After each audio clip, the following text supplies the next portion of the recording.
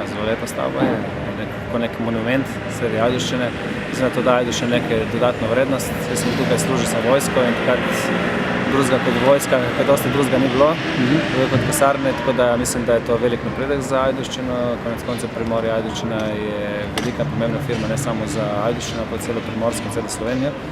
In jaz sem zelo vesel, da so uspeli v tem njihovi viziji, da so dobili tako poslovno stavbo, ki se tudi zaslužijo.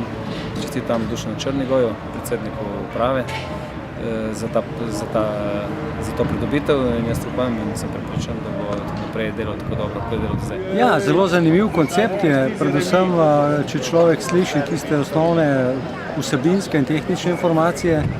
Dejansko se mi zdi sama notranja koncepcija zelo racionalna, funkcionalna, nobenega luksuza, vendar lepo. Stavba je pa posebej zanimiva, kar se tiče arhitektonskega koncepta, ki odraža neko, kot pravi profesor Podreka, reinterpretacijo kraškega koncepta, ki izvira iz kamna. Zanimiva je pa tudi iz ekološko-energetskega vidika ta stavba, saj je zasnovana na osnovi geotermalne energije na nek sodoben način, tako da upamo, da ta stavba predstavlja tudi nek svež nov koncept pri slovenskem gradbeništvu.